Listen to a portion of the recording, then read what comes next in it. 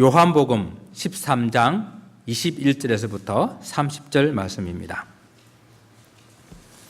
예수께서 이 말씀을 하시고 심령이 괴로워 정언하여 이르시되 내가 진실로 진실로 너희에게 이르노니 너희 중 하나가 나를 팔리라 하시니 제자들이 서로 보며 누구에게 대하여 말씀하시는지 의심하더라. 예수의 제자 중 하나 곧 그가 사랑하시는 자가 예수의 품에 의지하여 누웠는지라. 시몬 베드로가 대질하여 말하이르시되 말씀하신 자가 누구인지 말하라 하니 그가 예수의 가슴에 그대로 의지하여 말하되 주여 누구니까? 예수께서 대답하시되 내가 떡 한 조각을 적셔다 주는 자가 그니라 하시고 곧 한 조각을 적셔서 가룟 시몬의 아들 유다에게 주시니 조각을 받은 후 곧 사탄이 그 속에 들어간지라. 이에 예수께서 유다에게 이르시되 네가 하는 일을 속히 하라 하시니 이 말씀을 무슨 뜻으로 하셨는지 그 앉은 자 중에 아는 자가 없고 어떤 이들은 유다가 돈계를 맡았으므로 명절에 우리가 쓸 것을 사라 하시는지라 혹은 가난한 자들에게 무엇을 주라 하시는 줄로 생각하더라. 유다가 그 조각을 받고 곧 나가니 밤이더라. 아멘.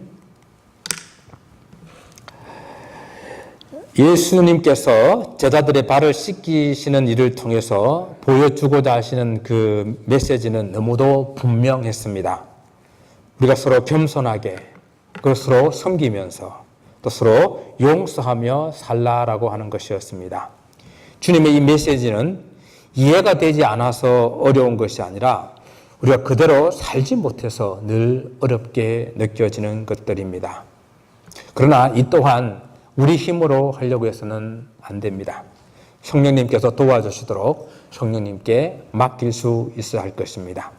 성령님께서 우리 마음에 들어오셔서 우리에게 그렇게 살고자 하는 소원을 주시고 또 그 소원을 이룰 수 있도록 능력을 주시는 분이 성령님이시다라는 것이죠. 그래서 성령님께 의지하면서 예수님의 본을 받는 그런 삶을 살기를 원합니다. 주님께서 말씀하셨습니다. 이것을 알고 행하면 복이 있을 것이다 라고 말씀하셨습니다. 자, 지난주 숙제 내드렸는데 숙제 하셨습니까? 네, 하신 분들이 있나 보네요. 아멘 소리가 들리네요. 감사합니다. 지난주 말씀에서 발을 씻는 것과 목욕을 하는 것과의 차이를 제가 말씀을 드렸습니다. 여러분 기억나십니까? 목욕하는 것은 예수님을 믿고 회개하여 영접하는 것, 즉 구원을 받는 것이라 그랬습니다. 그리고 발을 씻는 것은 목욕한 사람도 곧 들어줄 수밖에 없기 때문에 발을 씻어야 하는 것처럼 구원받은 사람도 죄를 지을 수밖에 없기 때문에 매일의 삶 가운데서 주님께 회개하는 것, 그것이 곧 발을 씻는 것이라고 말씀을 드렸습니다. 오늘 본문의 말씀은요, 이 베드로의 발을 씻으면서 하신 말씀인데 주님께서 베드로를 포함한 제자들이 이미 목욕을 했기 때문에 다 깨끗하다. 그래서 발만 씻으면 된다라고 말씀하시는데 그때 하시면서 첨가해서 하신 말씀이 있어요. 그런데 다는 아니다. 너희들이 다 깨끗한데 그런데 다 깨끗한 것은 아니다라고 말씀하셨습니다. 누구를 가리켜 하신 말씀입니까? 누굽니까? 예, 그렇습니다. 가롯 유다를 가리켜서 하는 이야기입니다. 가룟 유다를 가리켜서 시편 41편 9절의 말씀을 인용해가지고 다윗이 그 사랑하던 함께 동력했던 아히도벨이 그를 배반했던 그 이야기를 인용해가지고 내 떡을 먹는 자가 내게 발꿈치를 들었다 하신 그 말씀이 바로 이 본문의 가룟 유다를 통해서 이루어지게 되었다라고 말씀하셨어요. 이 말씀은 그냥 쉽게 이해할 수 있는 것은 아니지만은 주님께서 이 가룟 유다의 배반을 지금 말씀하고 있는 것입니다. 주님께서도 이 말씀을 하시면서 많은 괴로움을 가지고 말씀을 하고 계신다라고 성경은 말합니다. 지금 마지막 만찬에서 있었던 이 가룟 유다의 행동을 보면서 참 많은 질문을 하게 됩니다. 주여 왜 그랬을까요? 이 질문을 일주일 내내 저는 해보았습니다. 가룟 유다는 왜 주님 예수님을 배반했을까? 주님께서는 이 모든 것을 다 하시면서 왜 이 가룟 유다를 제자로 택하셨을까? 또 그 일을 하도록 그냥 왜 가만 두셨을까? 이런 질문에 그 모든 답을 정확하게 다 얻을 수 있는 것은 아니지만은 오늘 우리가 이 본문 말씀을 살펴보면서 왜 가룟 유다가 그렇게 했을까? 그리고 또한 그 가룟 유다의 삶을 통해서 우리가 교훈을 얻기를 원합니다. 먼저 우리는 가룟 유다가 누구인지를 알아야 할 것입니다. 가룟 유다라는 말은 가룟 사람 유다라는 그런 말입니다. 가룟.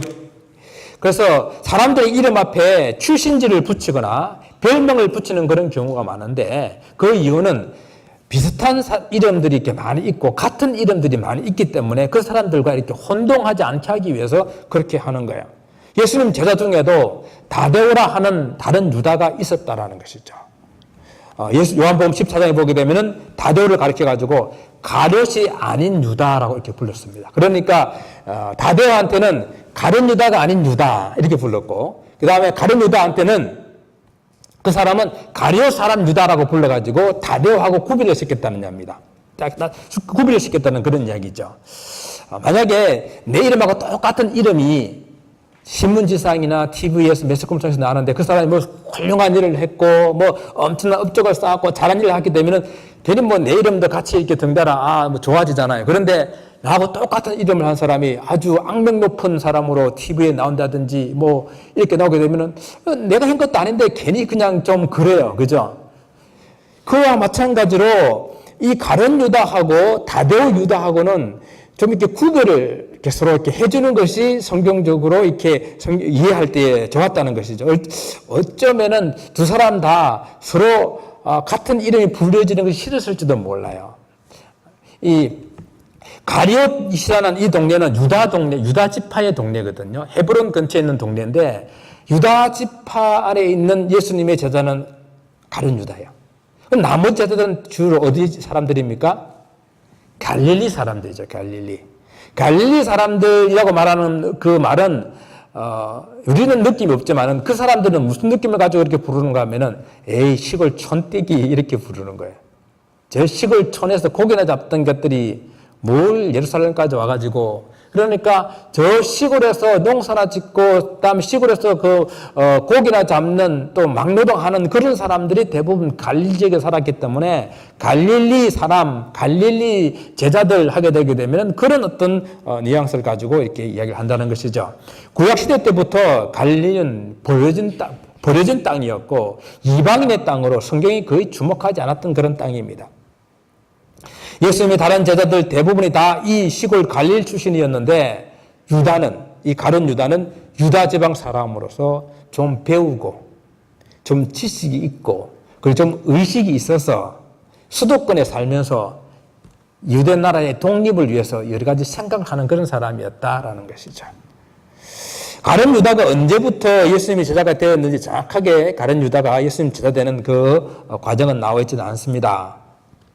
그러나 예수님의 선택을 받아서 제자가 된 것은 틀림없는 사실이죠. 또한 제자들 중에서 좀 똑똑했던 그런 사람인 것 같습니다. 세리 출신인 마태가 있잖아요. 돈 잘 세는 사람.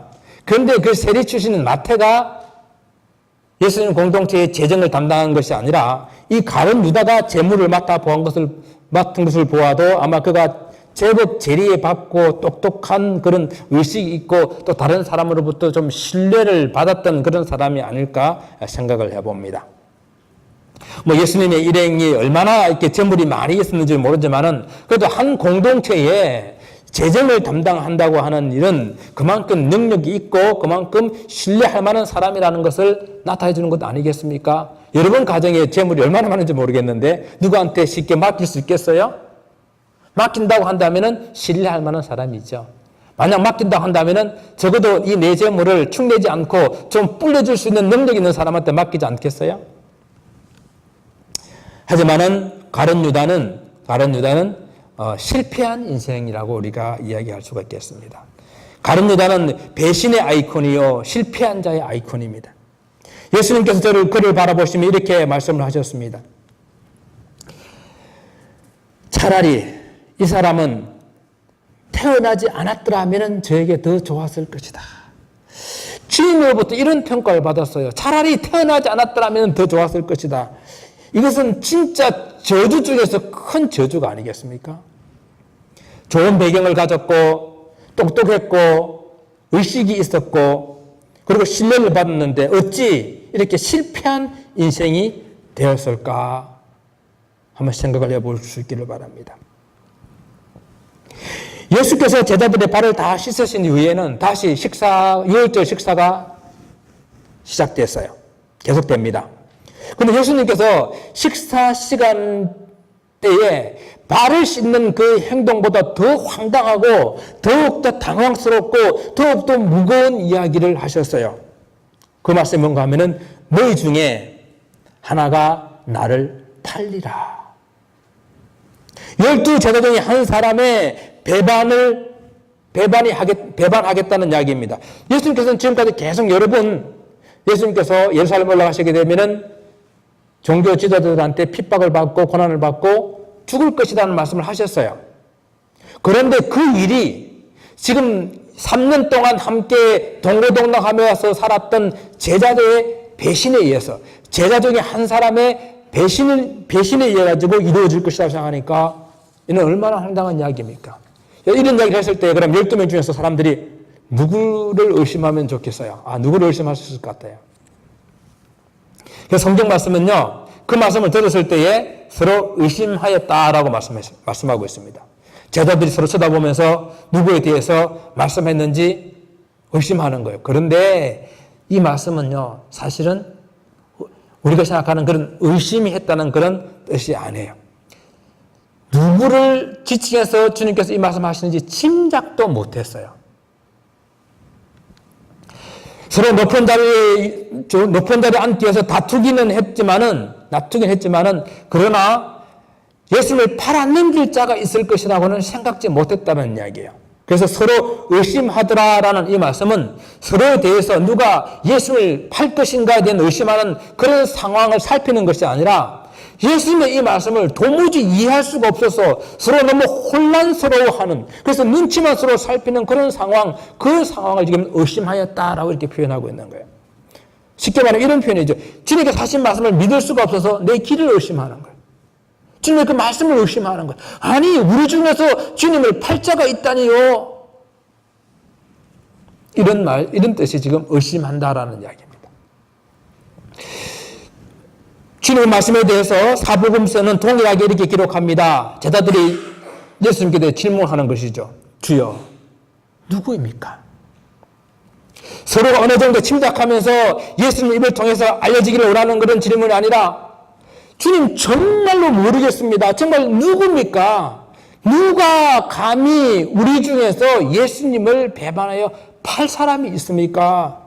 정말 몰라서 물어보는 질문이에요. 요한복음은 좀 재미있게 이 질문이 예수님께 전달됩니다. 베드로는 예수님 말씀이 궁금해서 견딜 수가 없는 거예요. 그래서 베드로가 요한에게 머리짓으로 이렇게 합니다.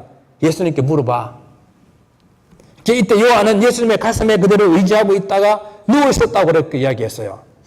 아마 예수님께서 식사하시는 이 자리, 유월절 식사하는 이 모습을 조금 여러분들이 이해하시면은 어떻게 요한이 예수님의 가슴에 이렇게 누워 있을까 생각할 수 있는데, 우리가 레오나르도 다빈치가 그렸던 최후의 만찬 그 그림을 보면 이해가 안 되는 부분인데, 유월절 식사하는 자리가 대강 이랬을 것이라고 짐작을 합니다. D끝자로 되어 있는 이런 식탁에 예수님께서는 왼쪽 날개가 상석이라서 그 상석 가운데 앉으시고 그 끝에 오른쪽 편에 가룟 유다가 앉고 오른쪽 편에 요한이 앉고 왼쪽 편에 가룟 유다가 앉았다는 것이죠. 그래서 이 사람들은 이 유월절 식사는 왼쪽 팔꿈치를 이렇게 땅에 딛고 비스듬하게 누워서 식사를 하거든요. 그렇게 눕게 되게 되면은 이 요한은 예수님의 가슴 쪽에 머리가 이렇게 가게 되는 거죠.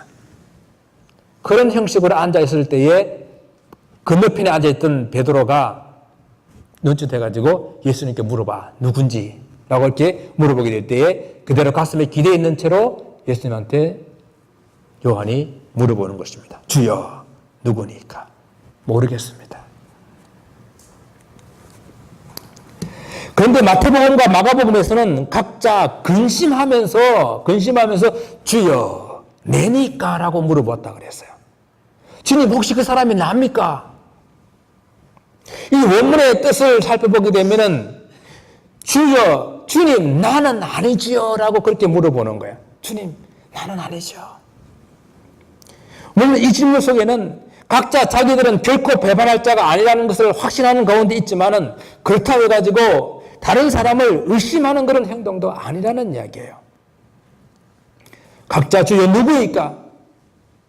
주여 나는 아니지요 라고 하면서 가룟 유다 역시 그 사람들한테 의심받는 그런 상황이 아니라는 것을 지금 말씀해 주고 있습니다. 그래요. 정말로 아는 자가 없었습니다. 요한의 질문에 예수님께서 대답하십니다. 내가 떡 한 조각을 적셔다 주는 자가 그니라. 그리고서는 떡 한 조각을 찍어가지고 그 하루셋이라는 그 양념장에다 찍어주는 겁니다. 찍어가지고 이렇게 가룟 유다한테 주면서 내가 하는 일을 속히 하라. 이렇게 말씀하셨어요. 이 정도라면은 이제 확실해지지 않았습니까? 이 정도라면 정말로 누가 예수님을 팔자인지 확실하지 않아요. 그런데 성경은 뭐라고 말씀하시는지 아십니까? 주님께서 무슨 뜻으로 이 말씀을 하셨는지 아는 사람이 없었다라고 오늘 요한복음 말씀하고 있어요. 유다가 재정을 맡은 사람이니까 예수님께서 쓸 물건을 좀 사라고 하시는 줄 그렇게 생각을 했다라는 것입니다. 우리가 오랫동안 함께 공동체 생활을 하다 보게 되면은 서로를 좀 잘 알 수가 있어요. 우리가 주일에 한 번 만나서는 잘 모르지만은 우리가 어디 멀리를 여행을 가가지고 2박 3일 정도 여행을 가서 같이 차 안에서 생활하고 같이 먹고 자면서 뒹굴다 보게 되면은 그 사람의 우리가 평소에 보지 못했던 그런 성격들, 버릇과 습관들 이런 것들을 알 수가 있습니다. 지금 예수님의 제자들은 거의 3년을 함께 생활했기 때문에 예수님께서 하시는 말씀이 어느 정도면 누군지 아실 것 같은데 알지 못했다는 거예요. 그럼 무슨 이야기입니까? 가룟 유다의 삶을 통해서 가룟 유다의 행동을 통해서 다른 제자들이 예수님을 배반할 것이라고는 짐작도 못하도록 그렇게 가룟 유다가 살아왔다는 이야기예요. 그동안 공동체를 통해 가지고 전혀 알지 못했고 다음에 최후의 만찬에 참여한 이 12 제자들도 전혀 의심하지 않았고 그리고 예수님께서 이런 이야기를 하시면서도 겉으로 드러나게끔 하지 않았기 때문에 몰랐을 수도 있겠지만은 오늘 성경에서 말씀하고 있는 것은 그만큼 가룟 유다가 공동체 안에서 다른 제자들에게 의심을 받을 만한 행동을 하지 않았고 또한 그만큼 신뢰받을 만한 사람이었다라는 것입니다. 그런데 그럼 또 질문해 봐야 되잖아요. 주님 그러면 왜 그랬습니까? 이렇게 신뢰받을 만한 사람이었는데 의심받지 않을 만한 그런 사람이었는데 왜 가룟 유다는 예수님을 배반했습니까? 우린 더욱 궁금해질 수밖에 없습니다. 그러나요 분명한 것은 가룟 유다가 예수님을 배반했다라는 사실이에요. 이미 유월절 식사에 참여했을 그때에는 가룟 유다가 대제사장을 찾아가서 예수님을 넘겨주기로 약속하고 기회를 엿보고 있었다라고 성경은 말씀하고 있습니다. 그럼 다시 질문해 봅니다. 무엇이? 왜 가룟 유다는 예수님을 배반하게 했을까요? 가룟 유다는 갈릴리 시골이 아닌 유다 지역의 출신이라고 말씀을 드렸습니다. 어느 정도 배우고 의식도 있고 그리고 그가 이스라엘의 독립을 꿈꾸는 그런 사람이었다고 하는 것입니다. 그래서 어떤 사람들은 이 가룟 유다를 유대 열심당원 중에 한 사람이었다라고 이렇게 말합니다. 유대 열심당원이라고 하는 것은요, 그 당시에 이스라엘이 로마의 속국이었는데 로마로부터 유대 나라가 독립을 이루기 위해서는 무역 투쟁을 해서라도 독립을 해야 된다고 주장하는 아주 과격 단체를 말하는 거예요. 우리 3.1 운동 생각하시면 됩니다. 이 가룟이라는 이 말을 단순히 지방 이름으로 보지 않고 가룟이라는 이 말 뜻은 단도, 짧은 칼 있잖아요. 그 단도, 작은 칼을 품고 다니는 자, 그 열성 당원을 지칭하는 그런 이름이라는 것입니다. 그래서 이 가룟 유다는 예수님과 다른 꿈을 가지고 예수님 공동체에 들어와 있었던 것입니다. 예수께서 이루고자 하는 나라는 이 세상 나라가 아닌데 가룟 유다가 이루고자 하는 나라는 이 세상 나라였습니다. 또한 예수님은 이 동료를 위해서 무료를 사용하실 그런 의도가 전혀 없으실 뿐만 아니라 예수님께서는 이 땅의 백성들을 위해서 죽으실 거라고 말씀하고 계시는데 가룟 유다는 예수님과 함께 무엇인가를 이루기를 원했습니다.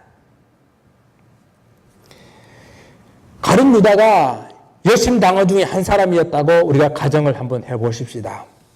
그런데 그러면은 그런 이유로 예수님을 배반하고 팔아 넘기는 것이 정당화될 수가 있겠습니까? 예수님을 스승으로 믿고 따른다고 하는 것은요, 나의 가치관을, 나의 목적을 내려놓는 것을 의미하거든요. 근데 사실 가룟 유다만 열심당원이 아니었거든요. 성경에 보게 되면 12제자 중에서 자기와 이름이 같은 이 다데오라는 유다도, 그리고 야고보도 열심당원이었습니다. 더군다나 가장 열심당원으로 우리가 알 수 있는 것은 시몬이라는 사람인데, 시몬이라는 사람은 그 이름 앞에 젤롯이라는 이름이 붙었어요. 젤롯, 그것이 바로 열심당원이라는 뜻이에요. 젤롯 시몬 하게 되면 열심당원 시몬이라는 그런 뜻입니다. 그러니까 가룟 유다뿐만 아니라 다른 열심당원들이나 자기보다 더 열심 당원이었던 그런 사람들도 예수님의 제자가 되었을 때에 자기 꿈을 내려놓고 주님의 꿈을 따랐던 사람들인데, 자기 생각을 내려놓고 주님의 생각을 따랐었는데, 가룟 유다가 주님과 다른 꿈을 가지고 있다고 주님을 배반하는 것은 정당화될 수가 없다는 이야기입니다. 여러분, 우리가 주님을 배반하는 길은 그렇게 멀리 있지 않습니다. 주님을 믿는다고 하면서도 계속 자기 생각과 자기 가치관을 가지고 살면은 결코 주님의 길을 갖게 걸어갈 수가 없는 것입니다. 여러분 만약에 정말 여러분 인생에서 훌륭한 스승을 한번 만났다 생각해 보십시다. 그러면 그 스승을 만났으면은 그 스승의 생각과 그 스승의 가르침을 따라 살아가지 않겠습니까? 우리가 그런 좋은 사람을 만나도 우리 인생을 바꾸고 살아가는데, 사망에서 생명길로 인도하시는 생명의 주를 만났는데 여전히 내 생각과 내 고집과 내 가치를 가지고 살아간다는 것이, 그게 바로 주님을 배반하는 것이 아니고 무엇입니까?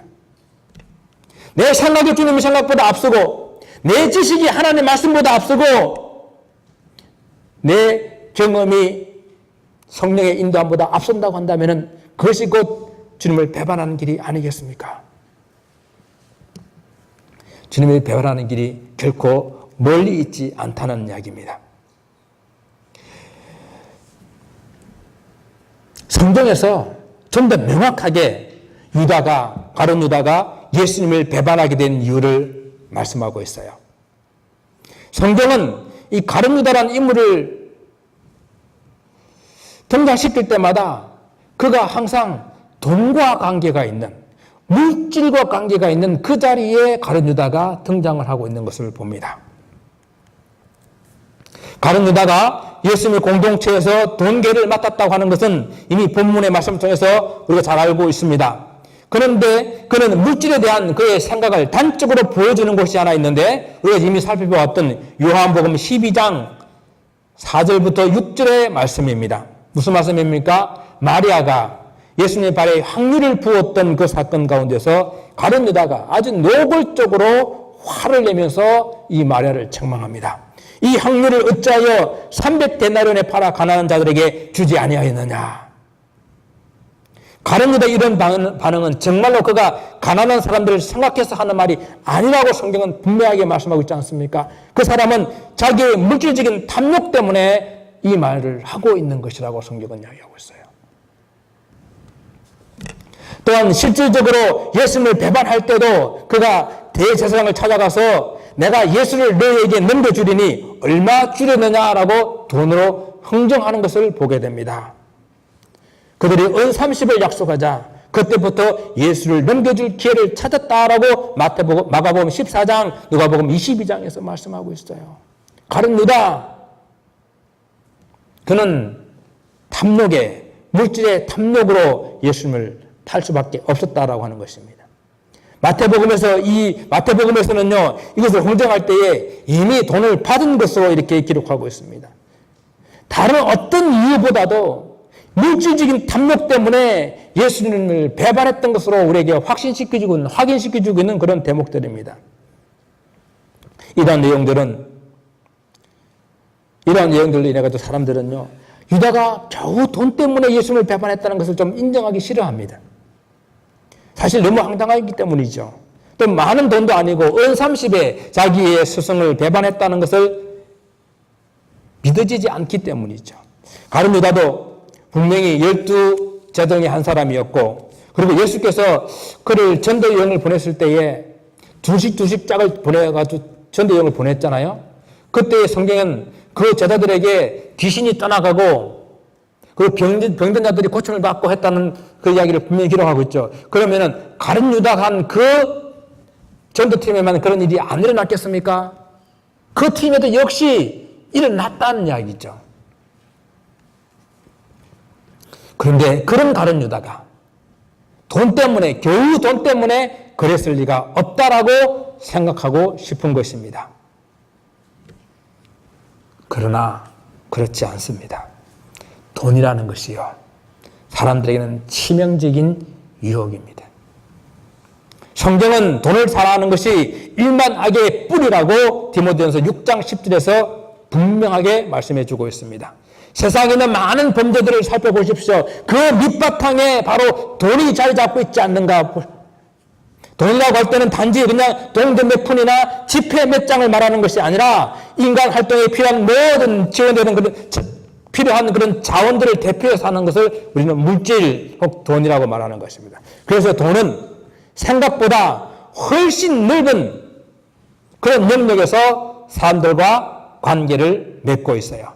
그래서 의외로 많은 사람들이 바로 이 돈을 사랑하고 물질에 대한 탐욕을 가지고 있습니다. 물질이면 모든 것을 다 할 수 있을 것 같은 그런 착각을 가지도록 이 돈은 만들기에 충분합니다. 사람들의 마음을 완전히 사로잡을 정도로 그 힘이, 그 영향력이 막강하다는 것을 우리는 알아야 돼요. 그래서 자크 엘룰이라는 사람은요, 그가 책을 썼는데 그 책 제목에서 이렇게 합니다. 하나님이냐 돈이냐.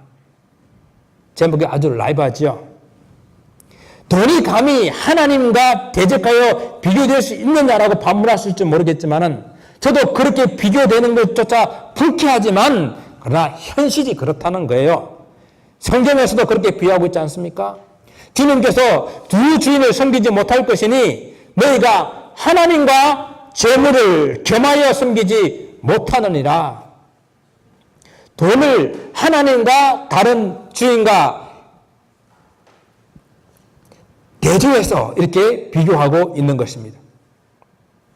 그만큼 사람들의 마음에 자리 잡고 있는 그런 주인 행사를 할 정도로 힘이 강하다라는 것입니다. 그러면 돈을 사랑하고 탐욕을 가지게 되면 실제적으로 자기 미래에 대해서 하나님 대신 그 돈을 믿는 것과 같다라는 것이죠. 돈을 사랑하는 것 혹은 돈을 믿는 것은 하나님의 약속에 대한 불신앙의 또한 다른 면이라고 생각하면 됩니다. 오늘날에도 우리가 겨우 돈 때문이라고 하는 그 돈 때문에 많은 사람들이 넘어가는 것을 보고 있지 않습니까? 때로는 많은 은혜를 받고요. 때로는 참 교회에서 많은 훈련을 받고 때로는 하나님이 기적을 체험한 그런 사람들도 돈의 유혹에 넘어가는 것들을 많이 봅니다. 교회 재정을 맡아 관리하다가도 미혹되기도 하고 하나님의 큰 사업을 맡아 주관하다가도 넘어가기도 합니다. 이 돈은 일반 성도에서부터 목사에게 이르기까지 그 누구도 장담할 수 없는 치명적인 유혹입니다. 그래서 우리는 자신에게 질문해 보아야 됩니다. 하나님 일과 생계를 위한 일이 서로 충돌할 때에 어떻게 이겨낼 수 있을까? 나의 돈줄을 쥐고 있는 상사가 때로는 술과 부정한 자리로 불러낼 때에 나는 어떻게 해야 할까? 돈은 큰 돈에만 넘어가는 것이 아니라 작은 돈에도 우리는 넘어간다는 이야기입니다. 예수께서 돈 때문에 가룟 유다에게 배신당한 것입니다. 그래서 그 배신은 오늘날도 계속되고 있다라는 것입니다. 우리가 말하는 겨우 그 돈 때문에 주님은 수없이 배신을 당하고 있습니다.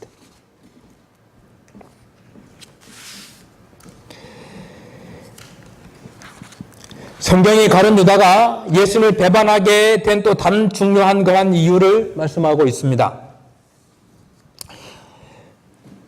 성경에서는 가룟 유다가 예수님을 한 번도 주님이라고 부르는 장면이 없다라는 거, 그것을 우리에게 말씀해 주고 있어요. 유다는 예수님을 랍비요, 선생이요라고 불렀습니다. 오늘 본문에서처럼 마지막 그 배반한 그 순간까지 그는 예수님을 랍비라고 부르고 있습니다. 겟세마네 동산에서 기도하시는 예수님을 잡으러 온 그 순간까지 그는 랍비여 안녕하시옵니까? 라고 그렇게 인사하고 있는 거예요. 물론 다른 제자들도 예수님을 랍비라고 부른 적은 있어요. 그러나 항상 그러지 않았습니다. 여러분, 호칭이라는 것은요, 나와의 관계를 말해주는 거예요. 신앙생활은 관계거든요. 하나님과 나와 관계, 그리고 나와 이웃과의 그런 관계. 내가 주님을 어떻게 부르느냐 하는 것은 내가 주님을 어떤 분으로 믿느냐 하는 것입니다. 가룟 유다에게 있어서 예수님은 항상 랍비일 뿐이었습니다. 그러므로 가룟 유다는 예수님을 하나님의 아들로 믿지 않았다라는 것입니다. 이미 이 사실은 성경이 말씀해 주고 있습니다. 요한복음 6장 64절에서 예수께서 자기를 팔자가 누구인지 아시고 너희 중에 믿지 아니하는 자들이 있느니라 라고 말씀하셨잖아요. 그죠? 70절에서는 제자 중에 하나가 곧 마귀다 라고 말했어요. 우리가 지난주 살펴본 바와 같이 제자들이 이미 모욕을 했기 때문에 다 깨끗하지만은 다 깨끗한 것은 아니다라고 말씀을 하셨습니다. 그 한 사람은 바로 예수를 팔자인 가룟 유다라고 가리켜 말씀하신 것입니다. 목욕을 하지 않았다고 하는 것은 예수님을 그리스도로 믿지 않았다, 영접하지 않았다, 구원받지 못했다라는 말씀이잖아요. 그런데 가룟 유다는 예수님을 배반할 수 있었던 것은 그가 예수님을 믿지 않았기 때문에, 구원받지 않았기 때문에 가능했다라는 이야기입니다. 사단은 이렇게 우리가 주님을 확실히 믿지 않는 그런 사람들을 자기의 도구로 삼아가지고 자기 일들을 이루어 나가는 것을 봅니다. 가룟 유다는 그렇게 사탄의 도구가 되어져서 주님을 배반하는 그 일에, 주님을 죽이는 그 일에 쓰임을 받았습니다. 우리는 예수님을 누구라고 고백합니까? 저와 여러분은 예수님을 누구라고 고백합니까? 입술에 고백하고 시인하는 것은 내가 곧 그런 삶을 살겠다라고 결단하는 것이거든요. 어떻게 고백하시겠습니까?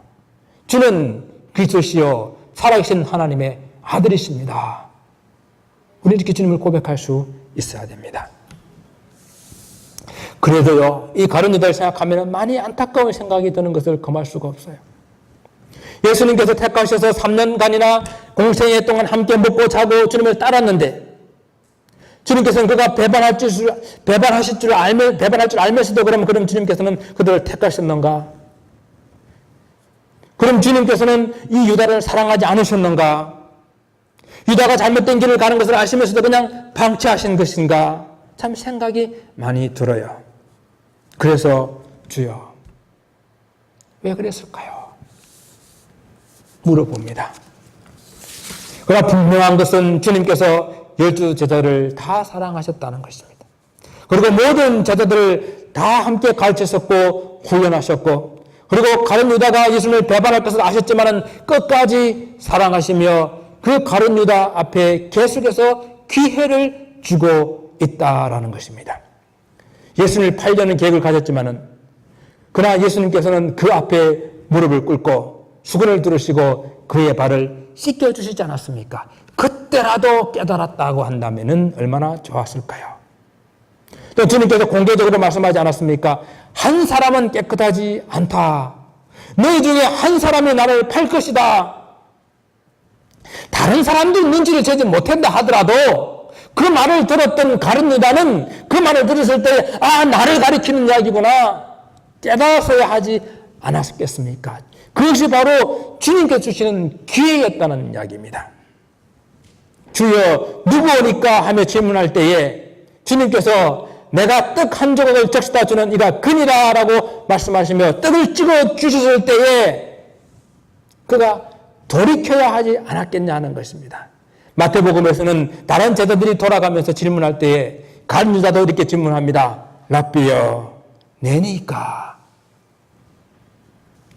그때 주님께서 내가 말하였도다 구체적으로 지적해 주실 때에 바로 그때가 주님께서 그에게 주시는 기회의 시간이었다라는 것입니다. 사실 가룟 유다만 주님을 배반한 것은 아니지 않습니까? 그도 자기의 잘못된 판단과 행동을 후회했지만 다른 제자들도 주님을 배반하고 주님을 떠나가고 하는 그런 일들이 있었잖아요. 예수님 잡히실 때에 제자들은 다 도망갔습니다. 내가 죽을지언정 주님을 배반하지 않겠습니다라고 말했던 호언장담했던 베드로도 주님을 모른다고 3번이나 부인했습니다. 주님을 팔아먹은 것이나 주님 모르고 주님 버리고 도망간 것이나 주님 모른다고 부인한 것이나 다 도찐 개찐이에요. 다 거기서 거기입니다. 그러나 가룟 유다는 이 다른 제자들과 어떤 점이 다릅니까? 믿음이 부족하여 주님을 버리고 도망갔지만은 그들은 다시 돌아왔고 주님의 약속을 붙잡고 기다렸다는 것입니다. 주님을 모른다고 3번이나 부인했지만은 다구름 소리를 들었을 때에 그 주님의 말씀을 기억하고 통곡하며 울며 다시 주님께 돌아왔다라는 것이에요. 그런데 가룟 유다는 어떻게 했습니까? 그 잘못을 깨달았을 때에 그도 후회했지만은 그러나 그는 목매달아 자살하고 말았습니다. 후회는 했지만은 그가 참된 회개로 돌아오지 못했다라는 이야기입니다. 회개는 우리 인생이 죄인인 줄 알고 하나님 아들밖에 구원자가 없어서 말고 그분 앞에 돌아오는 것이에요. 잘못된 길을 가던 것을 완전히 돌아서 다시 주님께서 원하시는 길로 돌아서는 것, 그것을 회개라고 하는 겁니다. 인생의 방향을 주님께로 돌이키는 것을 회개라고 말하는 것입니다. 사랑하는 성도 여러분, 가룟 유다에 대한 궁금증이 완전히 다 해결되는 것은 아닙니다. 그래서 계속 주여 그가 왜 그랬을까요? 우리 천국 가서 주님한테 다시 한번 물어보십시다. 그러나 성경이 말씀하시는 분명한 이유는 우리에게 있습니다. 물질에 대한 탐심이 바로 우리 마음을 빼앗기게 되면은 주님을 온전히 따를 수 없다는 것을 우리에게 교훈해주고 있습니다. 주님을 분명한 우리의 주님으로 그리스도로 고백하지 않으면은 우리는 어떤 사탄의 유혹받아 미혹될 수밖에 없다는 것을 분명히 교훈해주고 있습니다. 그리고 주님께서 계속해서 깨워주시고 돌이킬 수 있는 그런 기회를 주실 때에 돌아서지 아니하면은 그 기회는 지나가 버린다는 것을 우리에게 교훈해주고 있습니다. 가룟 유다가 예수님께서 주신 떡을 받아 가지고 밖으로 나가버립니다. 기회를 잃어버린 것입니다. 그런데 성경은 오늘 마지막 절에 그때가 밤이었다고 말씀하고 있어요. 이것은 단지 시간적으로 어두운 밤을 말하는 것이 아니라 주님께 주신 그 기회를 다 놓치고 떠나간 인생의 영적인 상태, 그 상태가 밤이라는 것을 말해주는 것입니다. 명심하셔야 됩니다. 주님을 떠나버리면 어두운 밤의 세계에 다닐 수밖에 없습니다. 끝까지 주님 안에서 주님과 함께 거하는 성도들이 되시기를 주님 이름으로 축원을 드립니다. 기도하겠습니다.